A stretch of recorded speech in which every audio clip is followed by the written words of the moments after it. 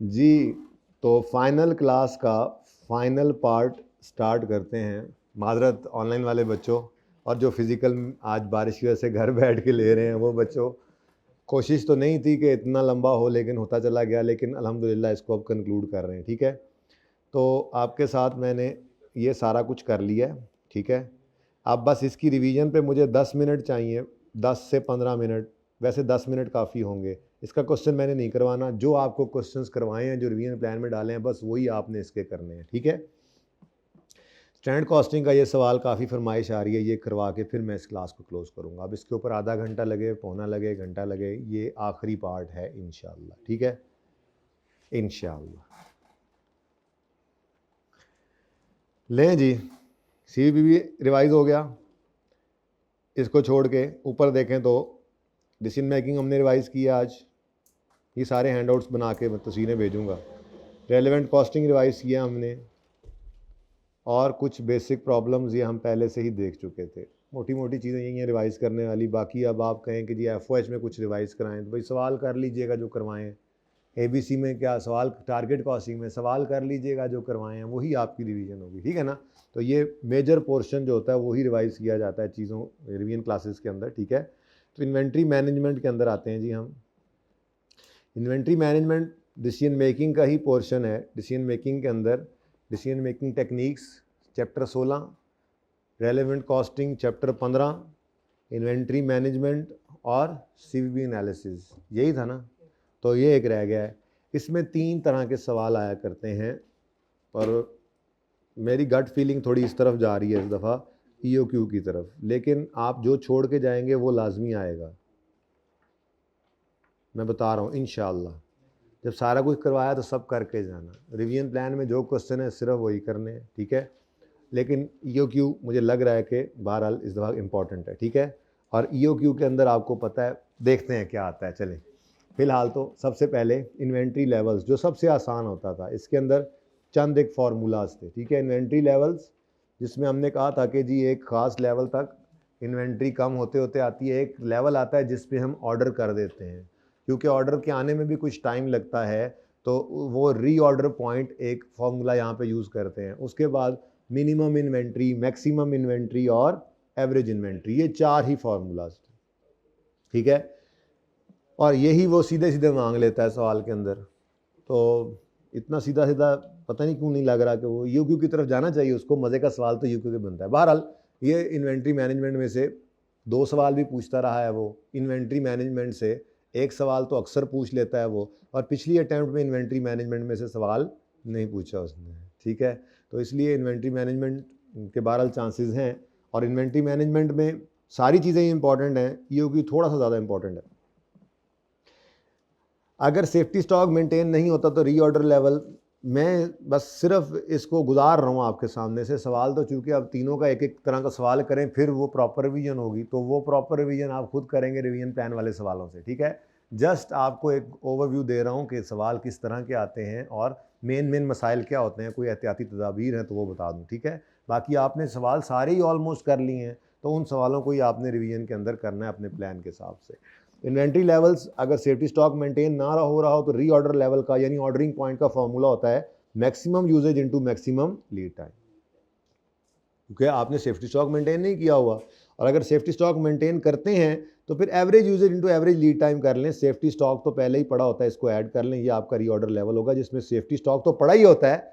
ये average use into average lead time जब ये टोटल बन जाए तो आप रीऑर्डर कर देते। बाल फॉर्मूला से याद कर लेंगे। और एवरेज आपने सिंपल लेना होता है मैक्सिमम और मिनिमम को लेकर, ठीक है। Maximum plus minimum divide by 2, ठीक है जी, सही है। मिनिमम इन्वेंट्री लेवल, जिसको सेफ्टी स्टॉक भी कहते हैं, इसका फॉर्मूला होता है reorder level minus average usage into average lead. यानी कि ये देख लो ना, ठीक है। आप सेफ्टी स्टॉक का फॉर्मूला चाहते हो तो ये ऊपर फॉर्मूला जो है ये रीअरेंज हो रहा है।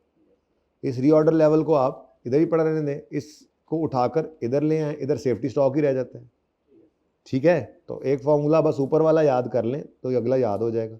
मैक्सिमम इन्वेंट्री लेवल में आपने रीऑर्डर लेवल में से माइनस करना है minimum use into minimum lead time, और प्लस करना है ऑर्डर क्वांटिटी। ये ऑर्डर क्वांटिटी सवाल के अंदर आपको न्यू क्वांटिटी पर ऑर्डर दे देता है, रीऑर्डर क्वांटिटी के लफ्ज़ दे देता है, न्यू ऑर्डर साइज कह देता है, ठीक है। या आप ऑर्डरिंग क्वांटिटी EOQ के फॉर्मूला से निकाल लेते हैं, तो जो ऑर्डर क्वांटिटी होगी आपकी वो plus minimum usage into minimum lead time, और ये जो टोटल चीज़ें हैं ये दोनों, यानी कि आपने रीऑर्डर में से इसको माइनस कर देना है और प्लस कर देना है ऑर्डरिंग क्वांटिटी को। ये आपका मैक्सिमम इन्वेंट्री लेवल होना चाहिए।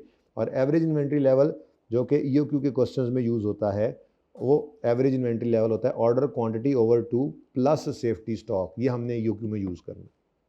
अब इसको मैं और क्या रिवाइज करवाऊँ, इसके फार्मूलाज हैं।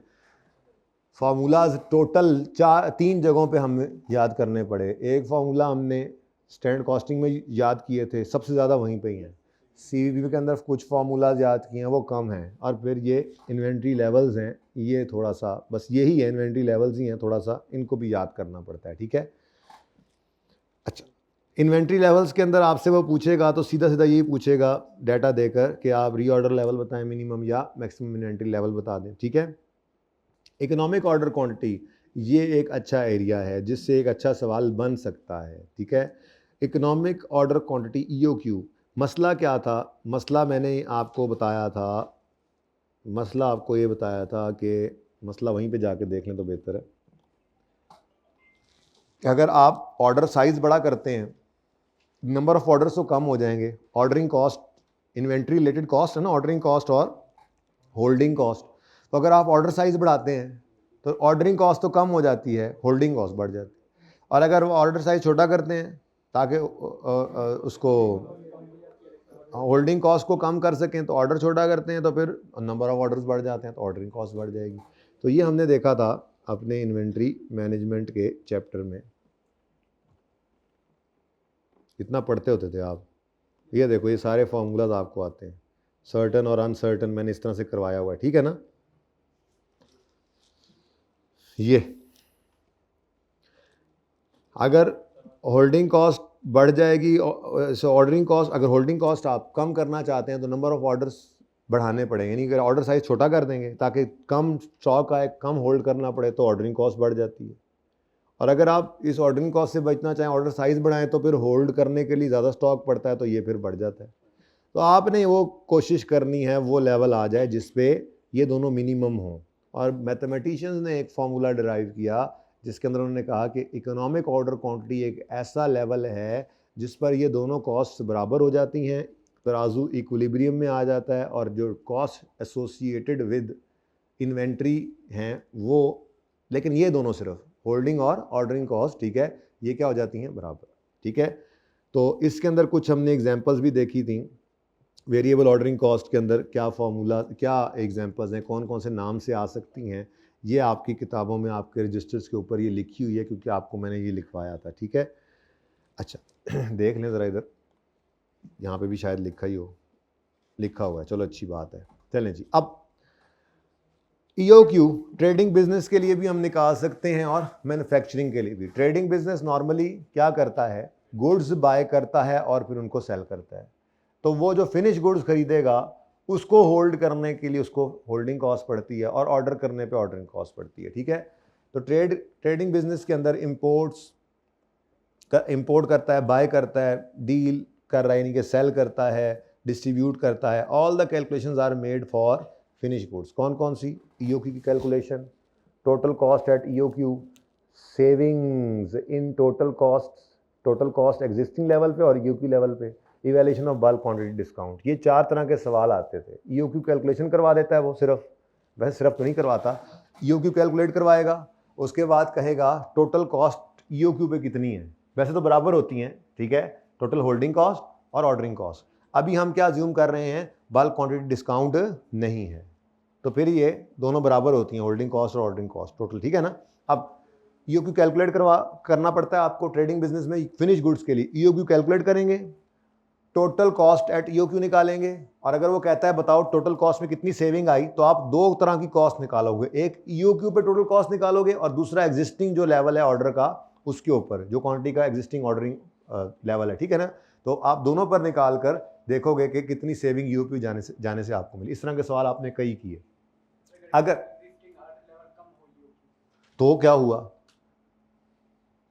हुआ, अगर ऑर्डर साइज कम है तो इसका मतलब नंबर ऑफ ऑर्डर साइज कम थोड़े ऑर्डर्स कर रहे हैं तो क्वांटिटी ज़्यादा मंगा रहे होंगे तो होल्डिंग कॉस्ट बड़ी होगी।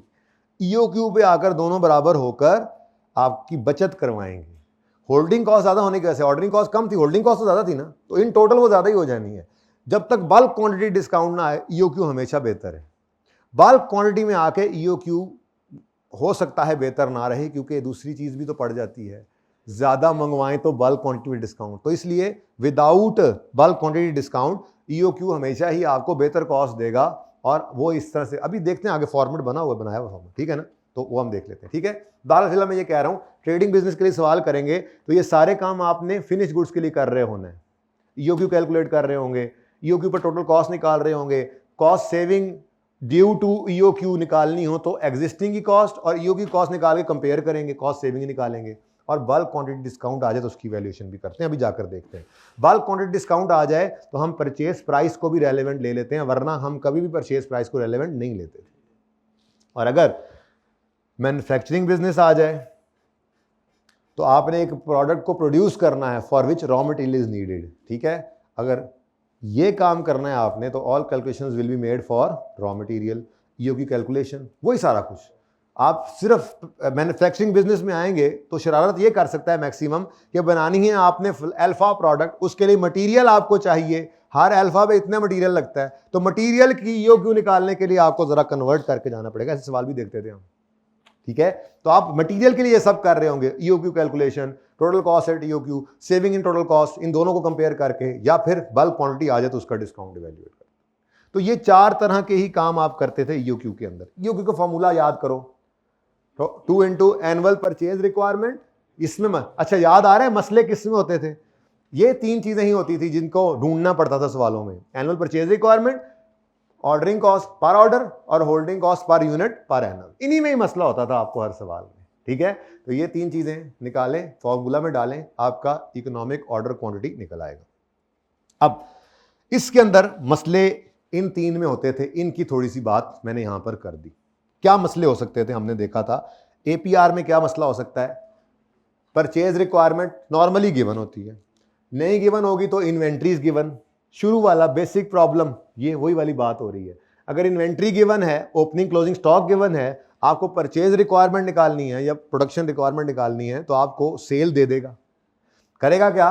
ओपनिंग दे देगा, परचेज दे देगा, सेल दे देगा, या इनमें से कोई एक चीज मिस कर देगा। ठीक है ना, आपको चाहिए क्या? परचेज रिक्वायरमेंट है तो परचेज मिस कर देगा। और अगर आप रॉ मटेरियल का काम कर रहे हैं तो प्रोडक्शन मिस कर देगा। कुछ भी ओपनिंग क्लोजिंग सेल दे देगा, आप प्रोडक्शन निकाल लोगे। एनुअल परचेज रिक्वायरमेंट पहुंचना है ना, प्रोडक्शन या purchase requirement, production raw material चाहिए होगा, उसके लिए परचेज, तो परचेज ही करना होता है, रॉ मटेरियल भी और फिनिश गुड्स भी परचेज ही करनी होती है। तो ये गायब कर सकता है। इन्वेंट्री गिवन हो तो आप एपीआर निकाल लेंगे उसको यूज करके, आपकी मशहूर जमाना इक्वेशन है। ठीक है, वेस्टेज भी गिवन हो सकती है, ये तो अब आपका फेवरेट पॉइंट बन चुका है। अगर वेस्टेज गिवन हो तो क्वांटिटी गिवन होगी, लॉस परसेंट गिवन होगी। ये जो परचेज करने वाली है ये अक्सर ढूंढनी पड़ती है, तो वो आपको पता है। ये एग्जांपल मैंने लिखी ज़रूर थी, लेकिन इसका मकसद ये था कि वो बेसिक वाली बातें पहले ना करें, फिर भी देख लो। प्रोडक्ट पी की डिमांड है 2000 units per month. Each complete unit of product P requires 2 kg of material A. अब मटीरियल ए का ईओक्यू निकलवाना होगा तो मटीरियल ए की रिक्वायरमेंट चाहिए।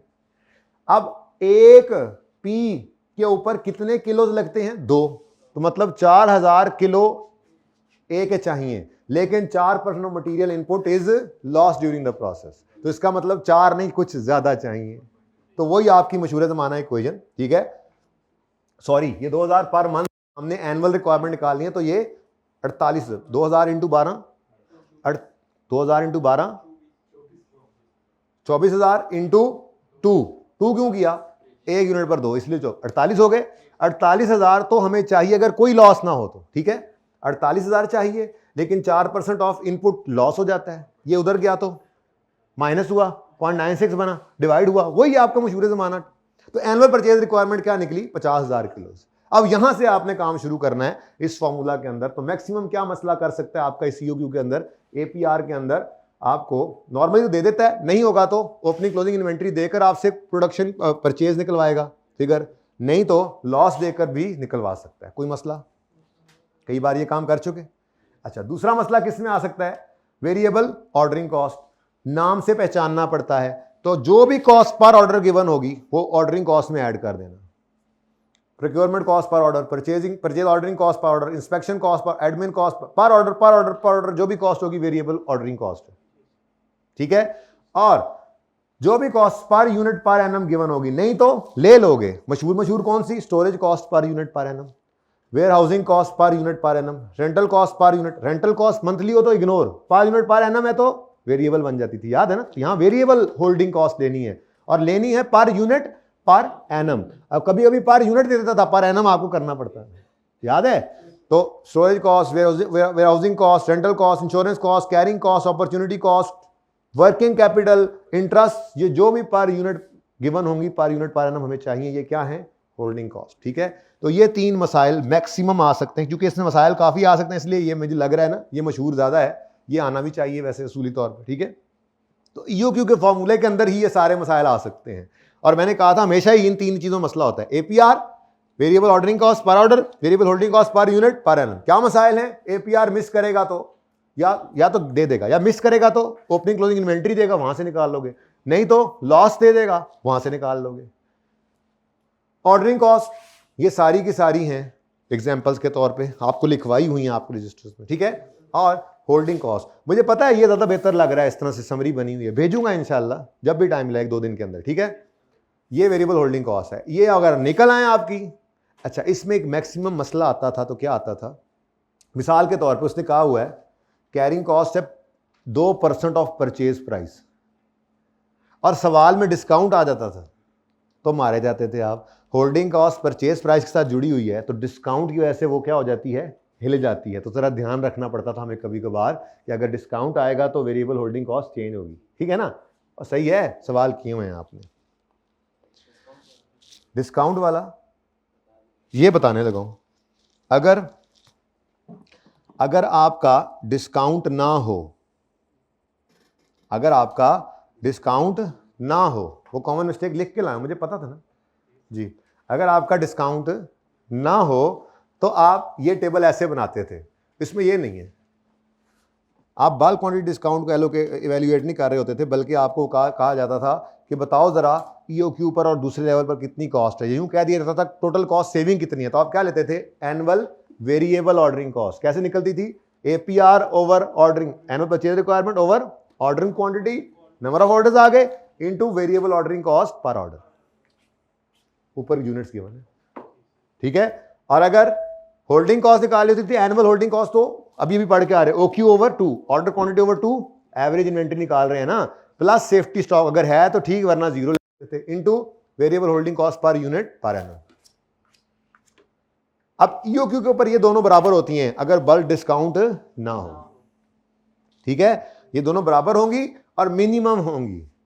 लेकिन अगर सवाल में बल्क क्वांटिटी डिस्काउंट दे दे, तो मैंने कहा था, और ये जाकर कहीं 4-5वें दिन आया था, पहले मैं सिर्फ ये काम सीखा था, अगर सवाल में वो बल्क क्वांटिटी डिस्काउंट दे देता है तो फिर परचेज प्राइस भी रेलेवेंट हो जाती है। तो परचेज प्राइस वो भी हम एनुअल परचेज कॉस्ट भी ले लेते थे, यानी जितनी एनुअल परचेज रिक्वायरमेंट है उसको मल्टीप्लाई करते हैं परचेज कॉस्ट पर यूनिट, ठीक है। डिस्काउंटेड यूज करनी है इन डिस्काउंट वाले कॉलम्स। ईओक्यू में कोई डिस्काउंट नहीं होता था, इधर विद डिस्काउंट, इधर 2% डिस्काउंट, इधर 4% डिस्काउंट, तो ये भी आ गया। अब इनमें से जो मिनिमम होता था हम कहते थे जी वो सिलेक्ट कर लो ऑर्डर क्वांटिटी, क्योंकि इस पे कॉस्ट क्या है, टोटल मिनिमम। यहां पे कॉमन मिस्टेक क्या करते थे आप, जो आपका सवाल था वो ये, variable holding cost per unit per annum के अंदर डिस्काउंट के आने के केस में ये कॉमन मिस्टेक है जो बच्चे करते हैं। अगर variable cost per unit per annum is given as a figure से 10, फिर तो मसला नहीं है। लेकिन जब कभी वो variable cost per unit per annum को देता था as a percentage of purchase cost, तो चूंकि डिस्काउंट आ गया है तो ईओक्यू लेवल पे और परचेज प्राइस 8000 पे और है, 10000 पे और है। मिसाल के तौर पे assume normal purchase price is 100 and variable cost per unit per annum is 5%। अब अगर ईओक्यू है तो 100 रुपए पर 5%, अगर 8000 यूनिट है तो 5% डिस्काउंट, 5% सॉरी 98, ये एग्जांपल, ये 2% डिस्काउंट अगर है तो 100 रुपए वाली कितने की हो गई, 98 की, तो फिर 98 का 5%। और अगर 10,000 के लेवल पर चले गए हैं तो डिस्काउंट कितना हो गया, तो 100 वाली चीज कितने की मिलेगी, तो परचेज प्राइस का 96 हो गया, उसका 5% 4.8। ये कॉमन मिस्टेक होती है जो मैं कह रहा था करते हैं, आपने कहा था बता, मुझे पता था यहाँ पे आके ये होनी, ठीक है, ये क्वेश्चन होना है और ये गलती करते हैं आप। तो ये सवाल 2-3 हमने किए हुए हैं, ठीक है, ओके डन। उसके बाद बस एक फजूल सा काम ये भी था, ठीक है, ये बेसिकली क्या है, ऑप्टिमम सेफ्टी स्टॉक और रीऑर्डर लेवल जो है, इसमें आपने सजेस्ट करना होता था रीऑर्डर लेवल। सेफ्टी स्टॉक का फॉर्मूला है बेसिकली, ठीक है, क्या, reorder level minus average usage during average lead time, जो मैं देख रहे हैं। बस यहाँ पे फर्क ये होता था कि average usage into average lead time लेने के लिए आपको प्रोबेबिलिटीज का यूज करना पड़ता था। जो 2 सवाल करवाएं बस वही कर लेना, इनफ है, ओके। उसके बाद आपने इसको मल्टीप्लाई करना होता था variable holding cost per unit से, तो एनुअल वेरिएबल होल्डिंग कॉस्ट आ जाती थी आपकी। इसको आप एनुअल स्टॉक आउट कॉस्ट से जो है वो कंपेयर करते थे। अच्छा, अब average usage during average lead time कैसे निकलता था, इसके लिए प्रोबेबिलिटीज होती थी। 1500 यूनिट्स लीड टाइम में यूज होंगे, इसका चांस 25%, 1800 होंगे इसका चांस 55, 2000 होंगे इसका चांस 20% और ये आपकी एवरेज यूजेज आ गई। ये एवरेज यूजेज ले जाते थे उधर, फिर उसको मल्टीप्लाई कर दिया होल्डिंग कॉस्ट से। अच्छा, एवरेज यूजेज रीऑर्डर से माइनस करके सेफ्टी स्टॉक निकल आया, उसको आपने मल्टीप्लाई किया तो आपकी होल्डिंग कॉस्ट आ गई एनुअल।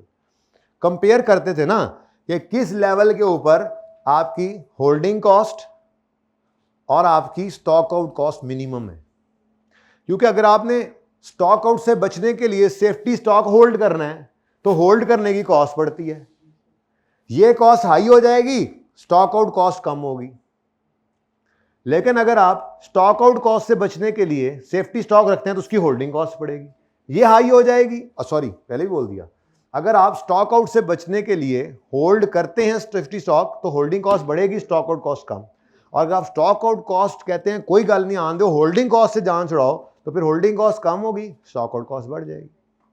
तो ये वर्किंग हम करते थे, एवरेज स्टॉक आउट यूनिट्स के अंदर निकाल लेते थे, लेकिन हर रीऑर्डर लेवल के लिए अलग निकालनी पड़ती थी।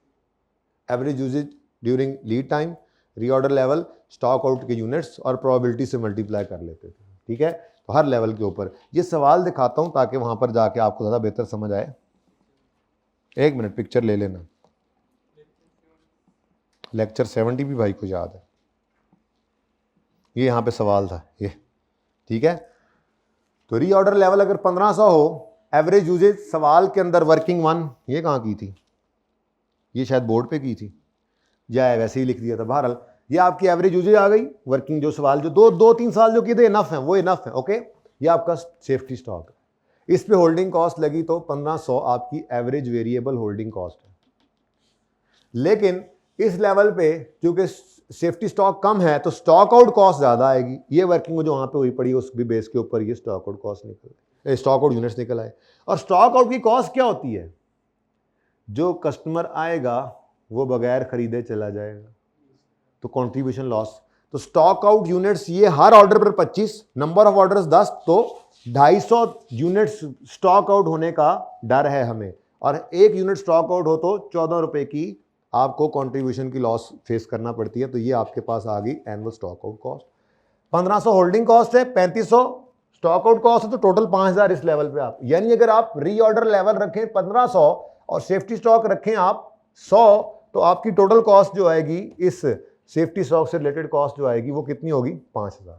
लेकिन अगर आप रीऑर्डर लेवल बढ़ाएं और सेफ्टी स्टॉक ज़्यादा करें तो होल्डिंग कॉस्ट ज़्यादा हो जाएगी। हाँ, स्टॉक आउट कॉस्ट कम हो जाएगी, लेकिन जब टोटल करते हैं तो इसलिए हम कहेंगे यार स्टॉक आउट का थोड़ा सा रिस्क ले लो, पर थोड़ा ही रखो स्टॉक आउट, ठीक है, ऑर्डर साइज छोटा ही रखो, होल्डिंग कॉस्ट ज़्यादा पड़ के ये टोटल कॉस्ट हमारी बढ़ा देगी। अब ये चांसेस की बेस में निकला होता है सारा काम, ठीक है ना।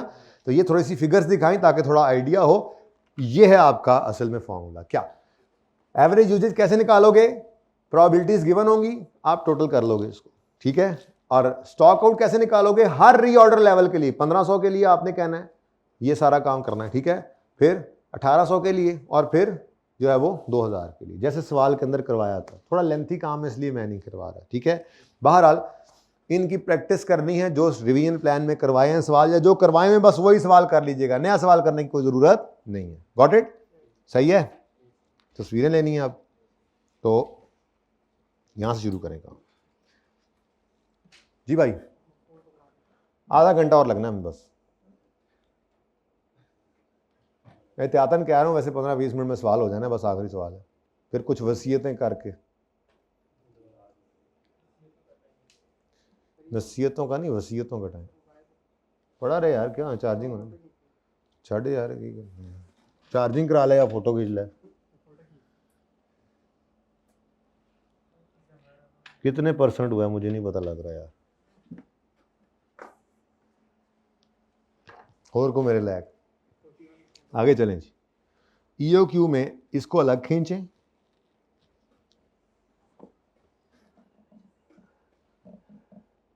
वैसे आ जाएंगी पर चलें 2 दिन जो नहीं आने, आपको 2 दिन भी अगर ज़रूरत पड़े तो यहाँ से ही देख लेना। वैसे ज़रूरत नहीं पड़नी चाहिए इसकी। आपको चाहिए क्या, अपने रजिस्टर पे जाएं, टॉपिक शुरू करने से पहले अपने रजिस्टर वाले फॉर्मेट्स पे सिर्फ एक नज़र डालें और रिवीजन प्लान के हिसाब से सवालों को शुरू हो जाए, करते जाएं। इंशाल्लाह जहाँ फंसेंगे, शुरू में फंसेंगे, शुरू वाले स्टार्ट करना ही यहीं से, स्टैंडर्ड कॉस्टिंग, फिर प्रोसेस कॉस्टिंग, रिवर्स ऑर्डर में चलना। ज़रा ताज़ी चीज़ें जल्दी हो जाएंगी ना, थोड़ा कॉन्फिडेंस बिल्ड हो जाता है, उससे रवां हो जाता है बंदा, फिर आहिस्ता आहिस्ता पीछे चलते जाओगे। EOQ में ये मसाइल हो सकते हैं। EOQ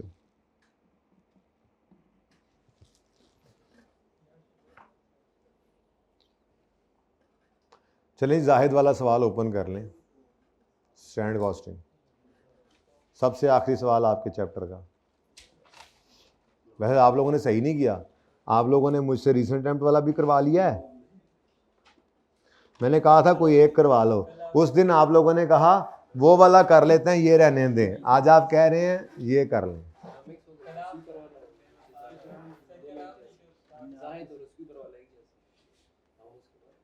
ठीक, अच्छा कोई नहीं, आज इतने सवेरे 9 बजे से बैठे हो, अद्धा घंटा होर बह जाओगे।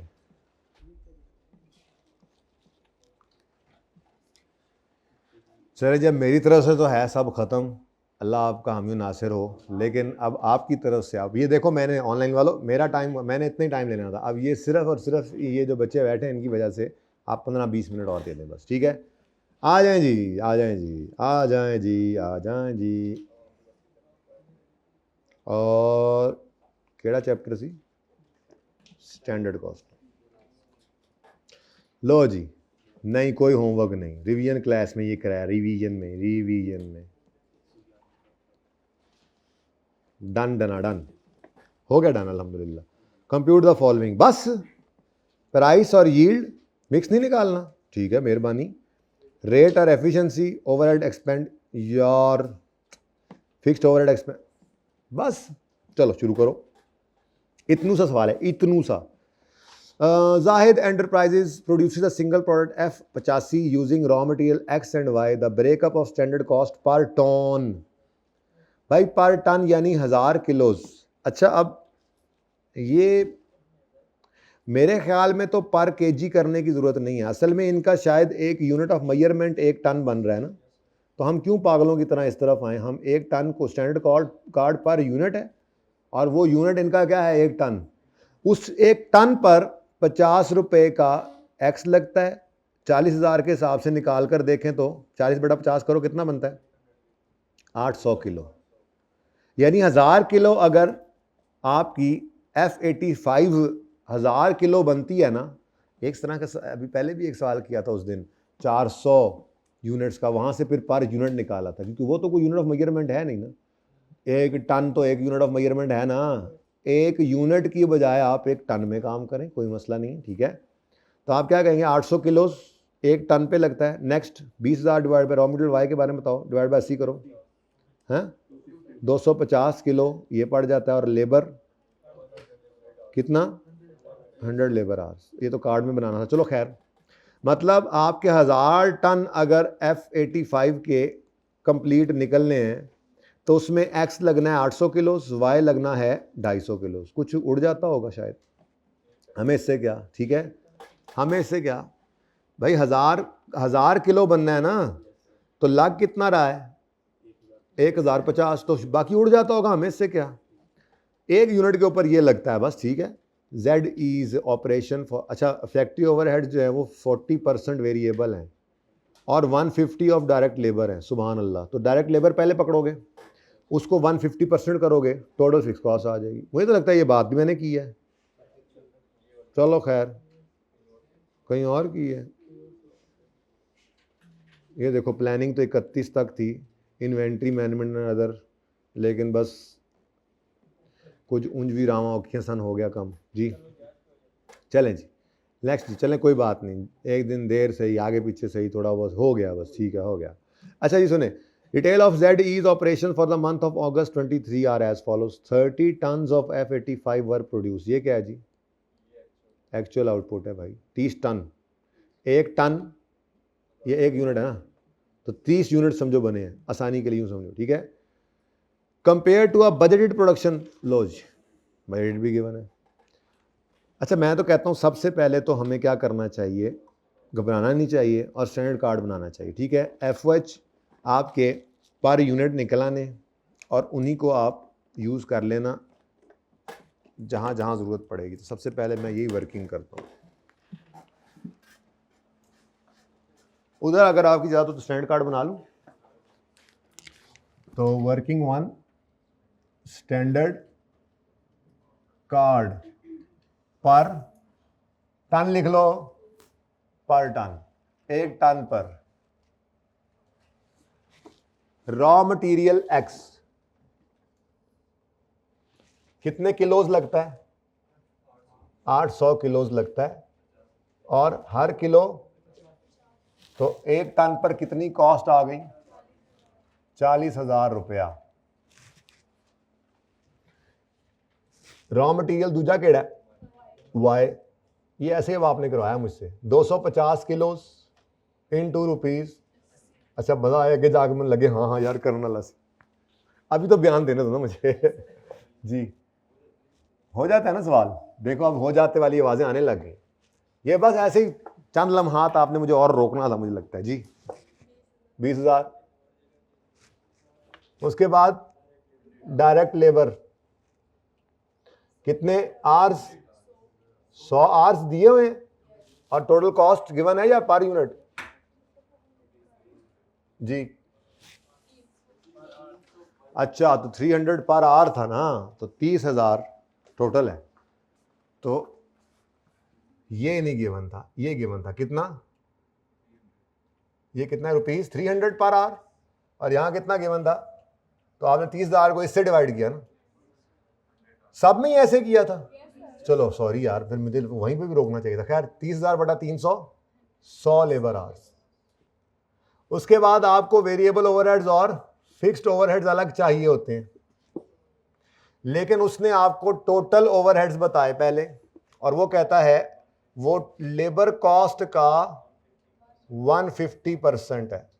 कितना बनता है? हाँ 47, 45, 47 ना बोलो, फिर 45, 45 बोले ताकि मैं दूसरे पता लगे 45 की बात हो रही है जी। अब इसमें से कितने परसेंट वेरिएबल है? तो 45,000 का यहां पे लिखो, 45,000 का 40% जी 18,000, और बाकी बैलेंस निकाल लो या जो मर्जी कर लो 27। अब लेबर आवर तो कॉपी पेस्ट कर सकते हैं हम, 100 लेबर आवर्स, और इधर जरूरत पड़ी तो करेंगे। ये वैसे नॉर्मली हमें पर यूनिट ही चाहिए होता है, ठीक है। तो बताओ 18,000 बटा 100 करो तो 180, ठीक है जी। लो आधा सवाल हो गया, अब वो फॉर्मूला ही है बस। नेक्स्ट, ये डन जी। अब एक्चुअल आउटपुट आ गई है। सबसे पहले उसने कहा, चलो पढ़ लो सारा। ओपनिंग इन्वेंट्री है 4,000 किलो, क्लोजिंग इन्वेंट्री है ये 1,000 किलो है, 1,000 कर लें इसको, दोनों ओपनिंग है ठीक है, ये 1,000 कर लें जी। अब ये ना कहना इसी वजह से हो नहीं रहा था तो आप ओरिजिनल सवाल देख लेते हैं ना, ये कर लें जी, 1,000 कर लें, पता नहीं ये डॉट कैसे हो गया। हाँ जी, ओपनिंग इन्वेंट्री है जी। उसके बाद 23,000 केजीज परचेज हुए एक्स के, 8,000 केजीज परचेज हुए वाई के। सुभान अल्लाह। क्लोजिंग इन्वेंट्री, यार सब कुछ तो गिवन है इसमें। अच्छा बस प्रोडक्शन यूनिट्स नहीं थे, तो ओपनिंग स्टॉक है, क्लोजिंग स्टॉक है, पर परचेज भी है तो कंज्यूम्ड की फिगर चाहिए थी ना, प्रोडक्शन सॉरी कह रहा हूँ, रॉ में कंज्यूम, तो वो निकल आएगा opening plus purchase less closing equal consume, अभी निकल आता है इंशाल्लाह। बल्कि मैं तो कहता हूँ पहले यही निकालें, बाद में कुछ और करेंगे, ठीक है। वर्किंग 2 मैं आपके लिए पहले लिख देता हूँ। ओपनिंग रॉ मटेरियल ये टन्स में गिवन है केजीज में, ठीक है, plus purchase of raw material KGs less closing raw material KGs is equal to, इधर कोई नीचे कुछ और करना तो नहीं था, मैं तो मुकाती जे गल फिर आपके वेखी जाएगी हैं जी रॉ मटेरियल यूज जगह छोटी जगह पे आ जाएगा, कंज्यूम्ड ही है तो छोटी जगह जी। अब एक्स की बात करें, एक्स और वाई है ना, एक्स का ओपनिंग स्टॉक ये देखो, यहां से देख कर एक ही बात, एक्स का ओपनिंग स्टॉक 4000, वाई का ओपनिंग स्टॉक 1000, उसको छोड़ो फिलहाल। एक्स का परचेज 23000, वाई का परचेज, एक्स का क्लोजिंग 2000, वाई का क्लोजिंग 1800। अब खबरदार मुझे वहां पे मेरा पेट्रोल लगवाया, बताते जाओ। एक्स का opening raw material purchase closing, तो रॉ मटेरियल यूज कितना आ गया, ये आपका मेरे ख्याल में बैलेंसिंग निकल रहा था ना इसी वर्किंग में जी, कितना 25,000 केजीज आपने यूज किया, परचेज डिफरेंट है यूज डिफरेंट है, ठीक है। बड़ा बेसिक सा सवाल था। चलें बहरहाल आपकी तसल्ली हो जाए, मुझे और क्या चाहिए, आखिरी दिन मैं तसल्ली कराए बगैर कैसे भेज दूं। ओपनिंग 8000, 1800, ओके 7200 के। लो जी, ये आपकी वर्किंग 2 से आपकी रॉ मटेरियल यूज भी आ गया। अब पता है क्या क्या उड़ गया, देखना जरा। इस पॉइंट में मुझे सिर्फ ये 30 टन्स एक्चुअल हैं ये याद रखना है, और ये 33 टन बजटेड हैं ये याद रखना है, ठीक है। ये उड़ क्या गया, अभी यूज होना है। ओपनिंग क्लोजिंग परचेजेस, बस अभी तक रेट्स मैंने छोड़े हैं, कहीं यूज ना हुए तो बस वैसे ही दिए होंगे उसने इग्नोर करने के लिए, और क्या। हाँ, परचेज वाले रेट्स ये यूज हो सकते हैं, ये एक्चुअल रेट्स हैं, ये एक्चुअल रेट्स हैं, सब कुछ गिवन है, क्लोजिंग इन्वेंट्री भी हो गया, ठीक है। तो ये एक्चुअल रेट्स हैं, क्या हैं जी, और ये क्या हैं, स्टैंडर्ड रेट्स। स्टैंडर्ड क्वांटिटीज मेरे स्केड्यूल में निकली पड़ी हैं, ठीक है। 3200 direct labour hours were used and total direct labour cost amounted to,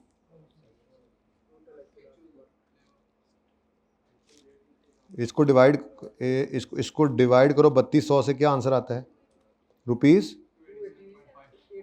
87.5 पर लेबर आवर। ये क्या है जी, actual rate, standard rate, actual rate आ गया।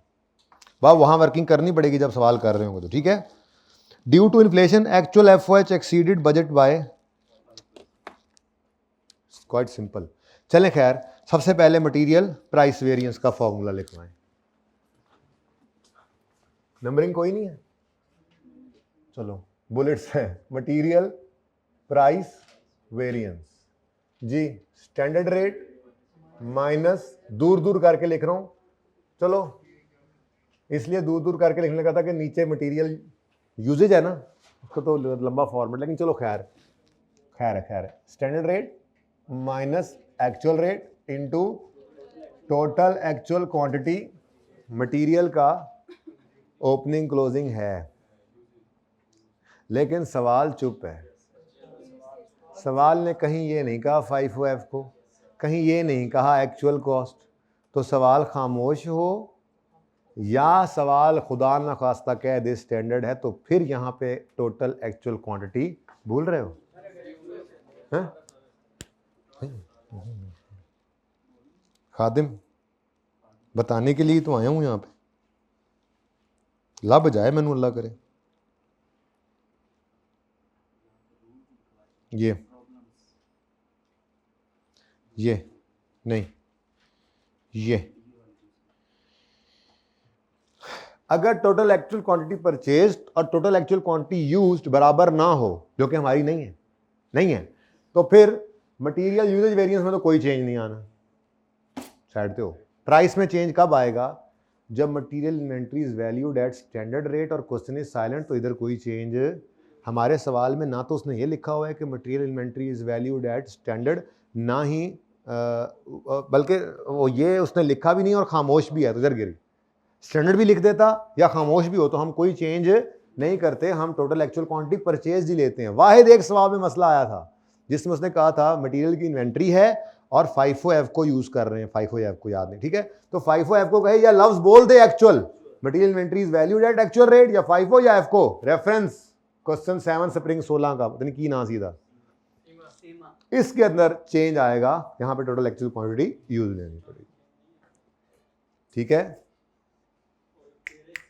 सही है, यही सवाल है, सही कह रहे हैं आप, वो आपको समझ आया ये, ठीक है, नाम सुन लेते बस, जो कर रहे हैं वो ना करना, ठीक है। अच्छा चलें जी, कुछ याद आया थोड़ा सा, चलो ये शुक्र है याद आया। तो इसका मतलब ओपनिंग क्लोजिंग इन्वेंटरी का हमारे सवाल की सेहत पर कोई असर नहीं पड़ना था, ठीक है।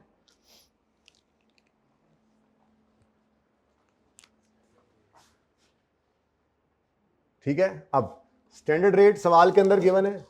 अच्छा अब ये दो अलग अलग हैं, कोई गल नहीं, अलग अलग ने तो अलग अलग कर लो। X standard rate 50, actual rate 52 1 minute.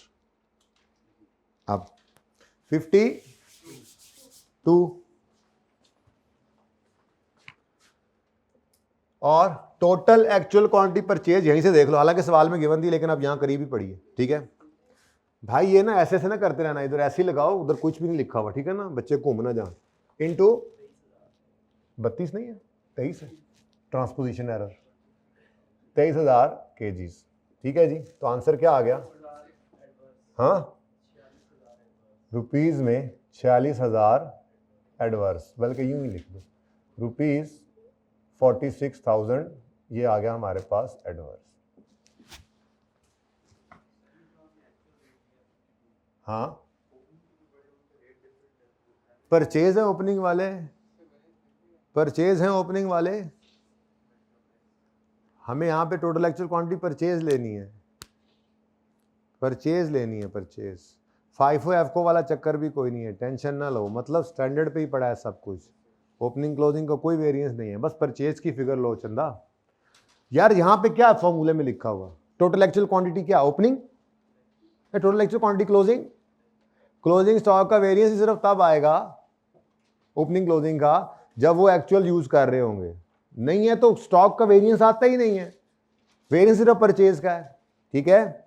अगर यहां पर वो एक्चुअल FIFO या एक्चुअल लिखते था तो फिर ओपनिंग क्लोजिंग दोनों का वेरिएंस आना था, जो रेकंसिलिएशन में जाकर पकड़ा था हमने, याद आ रहा है। तो जब वो नहीं है तो समझाया था ना, ओपनिंग क्लोजिंग स्टॉक का कोई वेरिएंस नहीं आता। अगर सवाल चुप है या कह दे स्टैंडर्ड है तो सुकून से चलो, जिंदगी सुकून में ही है। परचेज्ड, यहाँ पे लफ्ज़ क्या लिखा हुआ, total actual quantity purchased.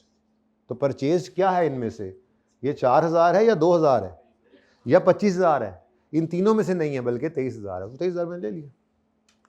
Got it? Y 80 माइनस 79 इंटू 8,000। खुदा ना खास्ता यहां पर यूज लेते तो कब लेते, जब एक्चुअल होता, तो फिर आपके दो वेरिएंस और निकलते, मतलब पहले तो सीमा वाला सवाल सिर्फ क्लोजिंग का निकला था ना, तो यहां पर ओपनिंग क्लोजिंग दोनों का निकलता, और वो भी निकाल लेना था आपने, जैसे वहां पे सिखाया क्लोजिंग का वैसे ही ओपनिंग का भी। लेकिन ऐसा होना नहीं है, वही बस एक सवाल पड़ा हुआ है कोई कैफ 8 वाला, ठीक है। चलें आगे जी, वही मैंने इधर देखा, रुपीज 8,000 फेवरेबल। ये F और A ना लिखा करो बेशक जी, या लिख दिया करो फिर पूरा ही लिखा करो FA जी। रुपीज 30 एडवर्स, ये टोटल में, तो उसने क्योंकि X और Y का अलग नहीं मांगा, तो उसने कहा था मटेरियल प्राइस वेरिएंस निकालो, तो टोटल ही निकालना था। अगला जी कौन सा है? नहीं, यील्ड भी निकाल दो, ये एंड पे भी कर सकते थे लेकिन निकाल दो। अब यील्ड क्या है? यील्ड क्या है हमने देखना है, मिक्स को सेम रख के यील्ड चेंज हुई, ठीक है। हमने फॉर्मूला इसका बनाया था कि standard quantity allowed, standard for actual at standard mix और actual used at standard mix. तो standard for actual at standard mix और actual used at standard mix, क्योंकि यील्ड चेक करना है ना तो मिक्स को सेम रखना है। क्या फॉर्मूला बना? Standard for actual in standard mix, ऐसे याद करना है बुजर, बस इसको कोशिश करके, standard for actual at standard mix. अब वो आगे मैंने लिखा होता है total actual quantity, total standard quantity, वो पूरा लिखा होता है TSQ, लेकिन अभी याद ऐसे रखो, ठीक है। Standard for actual at standard mix, total में करना है ना, जाहिर सी बात है, वो तो टोटल हो ही जाता है। तो standard for actual at standard mix और actual used at standard mix, क्योंकि यील्ड का वेरिएंस लेना तो मिक्स को मैंने कहा था कांस्टेंट रखना है, ठीक है। तो मटेरियल यील्ड एक्स वाई तो इकट्ठा ही होना है, यील्ड वेरिएंस निकाल रहे हैं जी हम। तो मटेरियल की टाइप्स लेंगे, एक्स और वाई कर लेंगे, लेकिन पहले फॉर्मूलाज लिख लें, ठीक है जी। तो मटेरियल की नस्ल बाद में लिखेंगे जी। Total standard quantity allowed for actual output at standard mix, तो ये मैंने ऐसे याद रखा हुआ है, standard for actual at standard mix, ये पता है अब टोटल, ठीक है। Next actual used at standard mix, तो total actual quantity used at standard mix.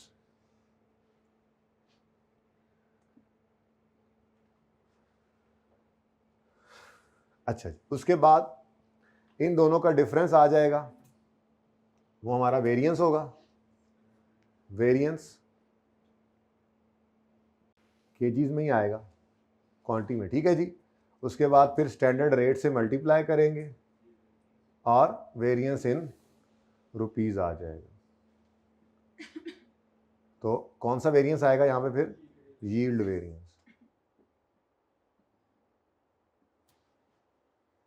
ठीक है जी। जी बच्चों, हाँ मुश्किल है ये सवाल, रोला डाला हुआ है, जिसने डाला हुआ है भी मैं बताता हूँ, सेट करता हूँ मैं उसको, क्लास मुकंद नहीं अच्छा किया उसने, कम करवा लिया। अगर यही आ जाएगा तो आपको यही किया और सवाल फिर फ़ायदा दे जाएगा। आप थोड़ा कॉन्फिडेंट होकर तैयारी करो, जितने यील्ड के सवाल, मिक्स यील्ड के सवाल हैं वो करके जाओ, ठीक है जी। एक्स और वाई जी। टोटल स्टैंडर्ड फॉर एक्चुअल, ये 800 into actual actual actual actual actual actual actual 30 ton, और बजटेड जहां कहीं यूज करने पड़े तो 33 है, याद रखना, ठीक है। स्टैंडर्ड फॉर एक्चुअल, और किस मिक्स में? स्टैंडर्ड मिक्स ये पड़ा है, ठीक है। तो 800 इंटू 30 कितना? 24,000। उसके बाद 250, इतना दूर क्यों लिख रहे हैं हम, इसको नेड़े ले आए, थल्ले कोई जगह बच जाएगी। 250 इंटू 30 जी 70, ये जनाब आपका स्टैंडर्ड मिक्स के अंदर टोटल यूजेज है जी।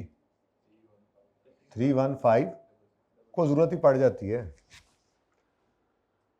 अब अगला काम क्या करना है, जो टोटल एक्चुअल क्वांटिटी यूज़ की है वो आपको सवाल से ढूंढनी पड़ेगी। निकली पड़ी है वैसे, सवाल से यूज़ नहीं थी, टोटल निकालनी पड़ी, ठीक है ना। यहाँ पे तो उसने दे दिया था ओपनिंग, क्लोजिंग, लटरम, बटरम, हमने उनको इकट्ठा करके यूज़ निकाल दिया हुआ है। यूज़ कहाँ निकाला है मैंने? ये हाँ, ये क्या है? ये क्या है? Used actual used in actual mix, लेकिन मैंने एक्चुअल यूज को पकड़ना है, मिक्स ये नहीं यूज करना, मिक्स अपने वाला, ये वाला, ये वाला। तो ये क्या है? ये क्या है? एक्चुअल यूज को स्टैंडर्ड मिक्स में बांटो, क्योंकि हमने यील्ड का वेरिएंस लेना है, मिक्स को तो फिक्स, ये मिक्स को हाँ फिक्स रखना है जी। कितना? 32,200 kgs। ये क्या है जी? Total actual used. अब इसको इधर ले आओ, थोड़ी सी जगह और बनाओ, थोड़ा ये कॉलम तंग लग रहा है जी, ले आओ इधर। कितना जी? 32,200 kgs। ये कहां से मिला है भाई आपको? ये वर्किंग 2 से, ठीक है।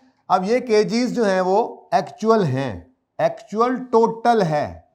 अगर आपने यही लिख दिए 25 और 7200, 25 और 7200, तो ये तो actual use in actual mix है, एक्चुअली इतना यूज हुआ, एक्चुअल मिक्स है, हमें एक्चुअल मिक्स नहीं चाहिए। तो ये टोटल आ गया। अब इस टोटल को बांट लो स्टैंडर्ड मिक्स में, जो कितना है? 800 और 250। तो पकड़ो इस 32,000 को, 32,200, चलो 800 बटा, ये इन दोनों को टोटल करो ना, पहले बताया था 1050। समझ नहीं आया तो बताओ, नहीं आया बोलो। 24,533, 32,200, चलो आ जाओ, किधर जी? 250 बटा 1050 हो जाओ। अब टोटल वही है, लेकिन क्वांटिटी क्यों बदली है? वो एक्चुअल मिक्स था, ये हमने स्टैंडर्ड मिक्स लगाया। खत्म सवाल। वेरिएंस बताओ। 533 एडवर्स केजीज में है, और 467 का 167 का एडवर्स, एडवर्स ही है ये भी। स्टैंडर्ड रेट, स्टैंडर्ड रेट ये 50 और 80, 50 80 मल्टीप्लाई करो, हाँ 266 एडवर्स, टोटल 40010 एडवर्स। तो प्राइस वेरिएंस भी एडवर्स है और यील्ड वेरिएंस भी एडवर्स। आगे तो सवाल ही सिंपल वाला है, कल वाला है। चलो फिर करी जाओ, हूँ फिर करी जाओ फिर। नहीं नहीं नहीं ना, नहीं सिंपल भी हूँ कर की जाओगे पुत्र, हूँ नहीं, हूँ नहीं, हूँ ना, अब कैसे जी? लेबर रेट, लेबर रेट और एफिशिएंसी, जल्दी करो। Labour rate,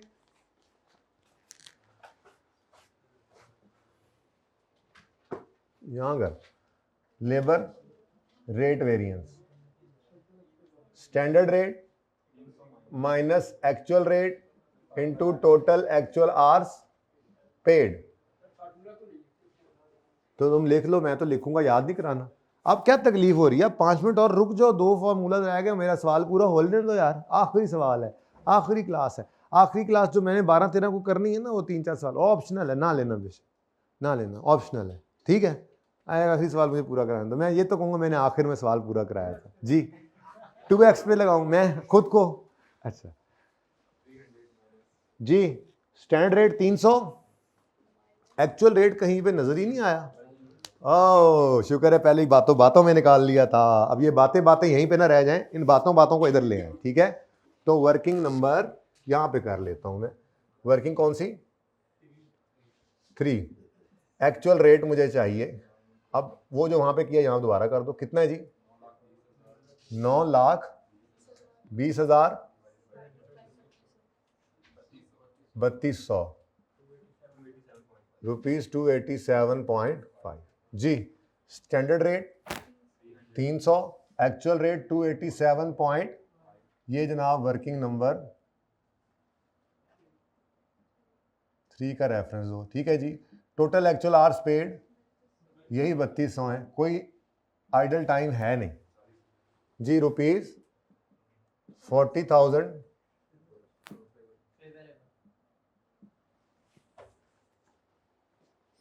efficiency, labour efficiency variance जी। Total standard hours allowed for actual output, खुराक तो पूरी लेके जाओ ना फिर। Total actual hours worked into standard rate. तुम भी जवाब दे गए जी।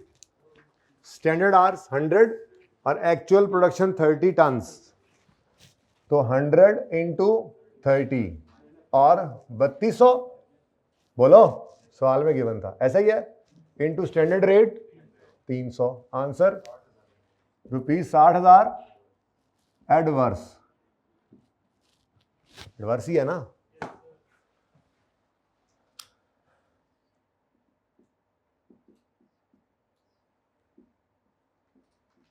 हाँ उधर समझ आ रही है यार। अबू ज़रा कुछ ना को यकीन मानो, इसकी मेहरबानी है, एक अच्छा सवाल इसने करने को करवा लिया हमसे और फ़ायदा सबका हो गया। ठीक है, काम तो हो ही गया, 6 बजने वाले हैं बस, सुबह 9 बजे की आए हैं ना, और बीच में ब्रेकें कर के उनको घर पे तो थोड़ी सी रिकॉर्डिंग मिली है। अब एजाज आप थक तो नहीं गए? अच्छा जी, वेरिएबल ओवरहेड का एक्सपेंडिचर वेरिएंस, और यार इसका वेरिएबल ओवरहेड का मुझे स्टैंडर्ड रेट तो मैंने निकाल लिया था, मुझे कहीं पे एक्चुअल रेट नहीं मिला।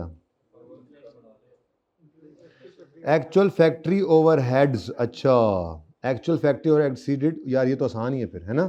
चलो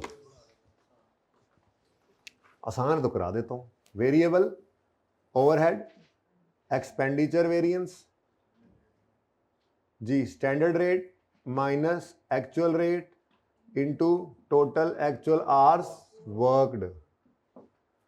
स्टैंडर्ड रेट 100 तो सी,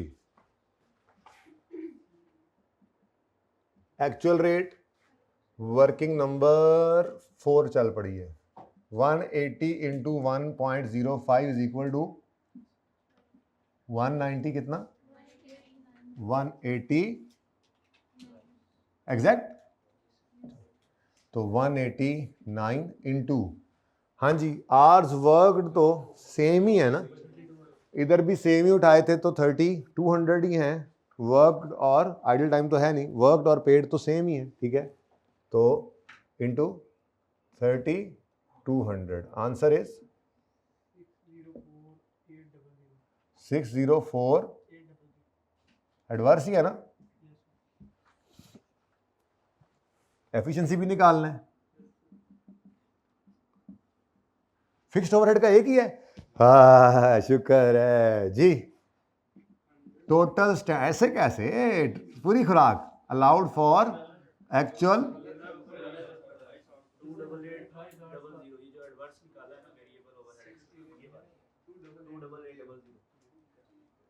टू डबल एट डन जी। अच्छा है तो एडवर्स ही ना। Total standard allowed for actual output. भाई आज कोई गलती ना करो कैलकुलेशन में, यहाँ क्लास एंड हो जानी है और फिर बच्चों ने खत भी लिख लिख कर कहना है ये गलत है। मेहरबानी आप लोगों की, कल मिलता है बंदा ना, अगले दिन मिलता है तो बंदा कह देता है भाईजान ये गलती हो गई थी, कल सही कर लो। आज किसी कैलकुलेशन गलती कराती ना तुसी। अच्छा जी, total standard hours allowed for actual output minus total actual hours worked into standard rate. ठीक है जी, स्टैंडर्ड आवर्स अलाउड कितने हैं जी, 100 से तो सेम है, तो पर्चे में यही उठा लेने, दोबारा नहीं लिखना। अभी तो प्रैक्टिस चल रही है ना जी।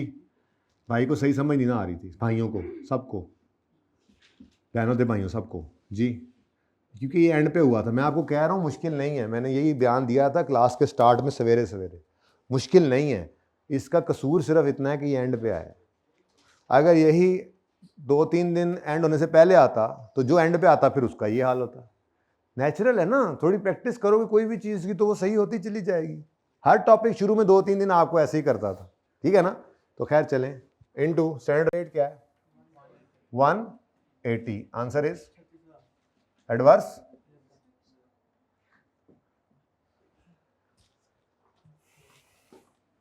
और आखिरकार हम पहुंच ही गए फिक्स्ड ओवरहेड एक्सपेंडिचर। हाँ जी बोलो जी, budgeted total fixed cost minus actual total fixed cost. Budgeted थी जनाब, यहाँ तो नहीं मिल रही, हाँ 27,000 पर यूनिट है, यानी पर टन है। ठीक है, तो पर टन ही चाहिए थी हमें, 27,000 रुपये पर टन है। पहले क्या लिखेंगे? हाँ टोटल करेंगे, पहले क्या लिखना चाहोगे? टन्स लिखें पहले, अभी तक पहले टन्स ही नहीं लिखे, पहले रेट ही लिखे ना। चलो रुपीज़ कितना 27,000, ये पर टन ही लेके आएंगे ना, ठीक है। इसको मल्टीप्लाई करेंगे 30 टन्स के साथ, कितना आता है? बजटेड, हाँ बजट नहीं, बजटेड टोटल फिक्स कॉस्ट, ठीक है जी। बोलो नेक्स्ट। एक्चुअल, वो उसने कहा था जो बजटेड है उससे एक्सीड कर गया। अब पहले वो निकलेगा फिगर, बल्कि मैं तो कहता हूं उसी को ही वर्किंग में निकाल लेते हैं, दोनों ही काम हो जाएंगे, ऐसे इधर गंद पड़ रहा है, ठीक है ना। तो जरा साफ सुथरा कर लें इसको। वर्किंग है, ये वर्किंग बीच में ही आ रही है, और क्या करना है, बेहतरीन काम है ये। साथ ही वर्किंग, लेकिन रेफर करना, मैंने जरा कंजूसी क्या किया, मैंने 189 को रेफर नहीं किया, ऐसे रेफर करते जाना। जो वर्किंग हो रही है पहले कर रहा था थोड़ा बहुत, ये वर्किंग 3 रेफर करते जाओ साथ साथ, बीच में करते थे, छोटी सी वर्किंग करो, आगे वेरिएंस की हेडिंग प्रॉपर दे रहे हो ना। नहीं तो पहले सफ़े पे वेरिएंसेस कैलकुलेट करो, अगले सफ़े के ऊपर वर्किंग की हेडिंग देके सारी वर्किंग्स वहाँ भी इकट्ठी कर सकते हो, जैसे दिल करे। अच्छा जी, तो वर्किंग नंबर 5 जी, बजट टोटल फिक्स कॉस्ट निकालने के लिए 27,000 पर टन इनटू एक्चुअल नहीं लेना, क्योंकि ये बजटेड टोटल फिक्स कॉस्ट है, ये बजट की बेस पे निकली होती है, ठीक है ना। Budgeted total fixed cost over budgeted capacity या नॉर्मल कैपेसिटी जो होती थी, तो बजटेड या नॉर्मल कैपेसिटी तो कितनी थी? 33 टन। तो ये जो बजटेड एफओएच निकलते हैं एब्जॉर्ब्ड, बस बस बस बिल्कुल एंड हो गया, मुझे पता तुम शदीद थक गए हो, बस ये गया, ये हिम्मत की है तुमने वैसे जी। 33 टन, आंसर इज 8,91,000, ठीक है जी। ये 8,91,000 रुपीज इधर ले आओ, और इसमें से माइनस करना है आपने। अच्छा, इसी को बढ़ा लेते हैं, 8,91,000 इंटू 1.05 जी।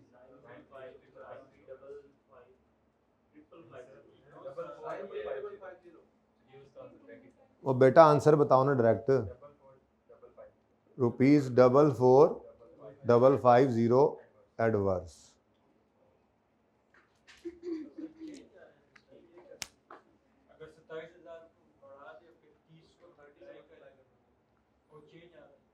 ₹27,000 को किस क्या कर दें? 27,000 को क्यों बढ़ा रहे हो? बजटेड फिक्स्ड कॉस्ट बढ़ी है, पर यूनिट बजटेड तो नहीं ना बढ़ी। बजट फिक्स कॉस्ट निकालो ना भाई, असल फॉर्मूला तो याद करो, ये निकला कैसे होगा? बजटेड एफओएच कॉस्ट जो एओआर होता था पर टन, निकला कैसे होगा? दरअसल निकला कैसे होगा? ये क्या आंसर है? 891, ये यूं निकला होगा असल में, ₹891,000 रहा होगा, ₹891 डिवाइड बाय 33 टन इन्होंने किया होगा, तो इनका ₹27,000 यही बनता है ना, पर टन आया होगा उस वक्त। ये जो ओएआर होता था, ये तो इस बेस पे निकला होता था। नहीं, एक्चुअल तो नहीं ना, बजटेड की बेस पे ओएआर है ना बेटा। ये क्या है? ओवरहेड एब्जॉर्प्शन रेट, वो तो याद करो। अब फिर वही बेसिक वाली बात भूल रहे हो। एफओएच एब्जॉर्ब्ड होता है, जो एफओएच जो होता है, एब्जॉर्प्शन रेट जो होता है, ये स्टार्ट में खड़े होकर बजटेड एफओएच को बजटेड यूनिट्स के साथ डिवाइड करके निकालते हैं, एक ओएआर निकलता है, उसके बाद बजट्स को डस्टबिन में फेंकते हैं, याद करो। तो ये बजट्स को ये निकालने के बाद डस्टबिन में फेंक दिया था, ये रेट लेकर चले हैं आगे हम, ठीक है। अब ये बजटेड है ओएआर, तभी तो जब वॉल्यूम में जाते हैं तो इस 27,000 को एक्चुअल से मल्टीप्लाई करते हैं तो वो एब्जॉर्ब्ड निकलते हैं। ये तो नहीं ना एब्जॉर्ब्ड, ये तो बजटेड थे, ठीक है। तो ये बजटेड थे और ये टोटल जो है ये बदल गए, ठीक है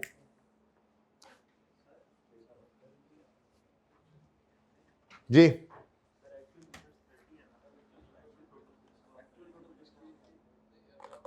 नहीं, actual total fixed cost actual के साथ तो नहीं ना आ सकती। अगर आप 27,000 को 30 से मल्टीप्लाई करेंगे तो वो एब्जॉर्ब्ड निकलेंगे। ओएआर को एक्चुअल से मल्टीप्लाई करो तो एक्चुअल एफओएच निकलते हैं या एब्जॉर्ब्ड निकलते हैं? बस तुम फिर एफओएच को रिवाइज करो जाके, अगर एक्चुअल निकलते हैं तो। अभी दिखाता हूँ क्या हो गया, 5 मिनट और से, अभी दिखा 5 मिनट और से तुम्हें मैं बेटा कुछ और ही करवाता हूँ, ठहर। ये मैंने 2 दिन पहले भी ओपन किया था, शायद आप तशरीफ नहीं लाए होंगे उस क्लास में। FOH, ये जो सिंगल OAR होता है, सिंगल एब्जॉर्प्शन रेट, इसमें स्टार्ट ऑफ द पीरियड खड़े होकर हम OAR कैलकुलेट करते हैं, budgeted FOH over budgeted base. ये वो 891 बजटेड FOH थे जिसको उन्होंने 33 टन बजटेड प्रोडक्शन, इधर देख लो यार, 33 टन बजटेड प्रोडक्शन से डिवाइड करके OAR निकाला होगा। ये करने के बाद, OAR निकालने के बाद मैं कहता होता था इसको उठा के फेंक दो डस्टबिन में। ये बात याद आई। अब ये OAR निकाल कर आगे चलते थे और एक्चुअल प्रोडक्शन से मल्टीप्लाई करते तो एब्जॉर्ब्ड निकलते थे। फिर पीरियड एंड पे जाते थे तो एक्चुअल FOH सामने आते थे, ये एब्जॉर्ब्ड और वो एक्चुअल कंपेयर करके वेरिएंस निकालते थे। ठीक है, तो इसलिए अगर आप ये जो निकला था 27,000, इसको अगर आप 30 से मल्टीप्लाई कर दें तो एब्जॉर्ब्ड FOH निकलेंगे। यहां एब्जॉर्ब नहीं है, वो वॉल्यूम वेरिएंस के अंदर आता है। ये सिर्फ एक्सपेंडिचर वेरिएंस है जिसमें बजटेड FOH और एक्चुअल FOH को हमने कंपेयर करना है। Got it? ठीक है जी, अब कमी कोताही माफ़ कीजिएगा। ठीक है, बाकी फ़िलहाल जो है मेरी तरफ से ये ख़त्म है। ठीक है, आपने अब अभी से ही शुरू कर देना है दबा कर। जो रिवीजन प्लान आपको पुराना मिला हुआ है उस 99% वही होना है। सिर्फ उसमें मैंने वो लेक्चर नंबर उड़ाने और कोई एक आधा सवाल निकालना तो शायद ही हो, कोई एक आधा डाल दूंगा और। ठीक है, तो 99% क्वेश्चन वही हैं। आपने बस ये करना है कि हर टॉपिक रिवर्स ऑर्डर में चलें और जो टॉपिक के अंदर क्वेश्चंस हैं हर टॉपिक का क्वेश्चन एक सिटिंग में करें। मैं बार बार कह रहा हूं, ये महीना आपके लिए बहुत क्रिटिकल है। 3-4 सवाल मेरी तरफ से रह गए हैं, मैं वो इसीलिए अब कल और परसों पे नहीं खींच रहा। FAR1 वाले भी आ रहे हैं, मैंने कहा 2-3 दिन और खींचूं आपको, आप लोग ही लटके ही रहेंगे।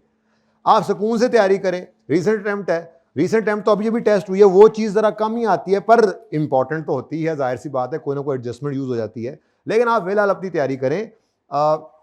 इनसे मैं डिसाइड कर लेता हूँ फिजिकल वालों से, या चलो ठीक है आपके साथ जूम मीटिंग होगी तो आप भी मुझे मशवरा दे देना, आपसे भी पूछ लूँगा। मेरी राय ये है कि मैं सोमवार को आऊँ, तब तक आपकी तैयारी भी एक बार हो चुकी होगी, रिवीजन पूरी। तो वो जो 3-4 सवाल हैं उनको देखने का, अटेम्प्ट करने का आपका लेवल थोड़ा डिफरेंट हो जाएगा। प्लस जो है वो आपको टाइम भी मिल जाएगा, भैया आप खाम खा ये लंबे नहीं होंगे। तो मैं सोमवार को यहीं क्लास में बोर्ड पे कराऊँ, ज़्यादा बेहतर है। लेकिन अगर इन बच्चों ने जिद की, इनसे मैं अभी राय पूछ लेता हूँ, और आपने भी जो है वो जूम मीटिंग हो जाती है उस सोमवार से पहले जब, तो आप कहते हैं नहीं नहीं नहीं नहीं आप कंप्यूटर पे ही भेजे, तो ठीक है, मुझे तो आसानी है, घर से बैठ के कंप्यूटर पे सवाल करा दूंगा। ठीक है, चलो बल्कि आप लोग इधर ही ज़रा ऑन ही रखो। क्या ख्याल है जी, सोमवार को करें या कंप्यूटर पे कर लें जुमेरात जुमे को? सोमवार करने का एक फ़ायदा ये होगा कि आप एक पूरी रिवीजन करके पेपर के लिए तैयार होके आएंगे, फिर आपको परेशानी सही होगी यार अभी भी नहीं समझ आया।